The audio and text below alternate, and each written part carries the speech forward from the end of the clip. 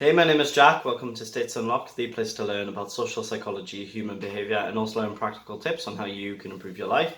If you would like to understand yourself and others better, hit subscribe, hit the bell icon so you're notified whenever I upload a new video. So in this video, I'd like to talk about stimulation, overstimulation, how it affects us, and what we can do about it. Like with most things, illnesses have a cause and effect, even if it isn't immediately apparent. As a society, we have seemed to accept, okay, people have this label of illness. Now, there's two ways of looking at it. On the one hand, you could say, well, people always struggle with these things, but now we just have labels for them, which is a positive thing. And I agree, it can be a positive thing. But on the other hand, it could be that people didn't struggle with XYZ afflictions in a different era, and they don't suffer with them in different parts of the world because they're not necessarily facing the same challenges that we do in the Western world. What am I talking about specifically? Social media can be extremely overwhelming for our nervous systems, and the reason I would like you to pay attention to this is because I do believe it is something that affects all of us. We cannot get away from it, not just social media, but media in general, and we're just constantly overstimulated.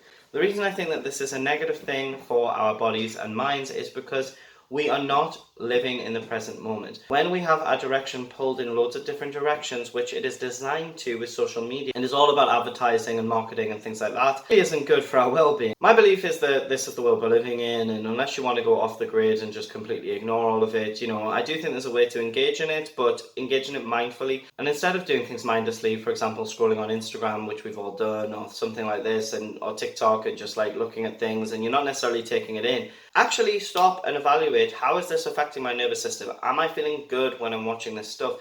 Is this helping me? Because it could very well be that you are just mindlessly watching things to escape reality and you're using it as a numbing tool, which is totally normal if you do this. It's a coping strategy, but it's not necessarily a healthy one because it is designed to escape. A lot of people have different vices, so some people watch porn, some people smoke cigarettes, some people use social media. The thing about social media is, while it can be toxic, it's not necessarily viewed as such. People don't necessarily realize that they have addictions to these apps and that these apps are not necessarily benefiting their well-being or making them feel good. I'm not saying that we need to just completely banish these apps, but I do think they're contributing in large part to us being overstimulated, to us escaping from our relationship with ourselves and pulling us out of the present moment. So what can we do about this? In DBT, there is a skill called one mindfully. It means doing things one mindfully, one thing at a time. So it is an offshoot of mindfulness. It's basically a type of mindfulness in which if I'm doing the dishes, I do the dishes. I don't listen to a podcast and do the dishes. I don't chat to someone and do the dishes. I just do the dishes. I watch the water running from the tap. I feel the water. What kind of temperature is it? How does it feel on my skin? I notice the sensations while I'm, washing the cups and things like this. And I actually am in the present moment. I'm doing things one mindfully. For example, right now, one mindfully would be, what am I doing right now? I'm filming a video. I'm sitting in a chair. So this is a really useful skill to actually pull you back on the present moment. It calms your nervous system down because it actually brings you in the present moment and it takes you away from rumination.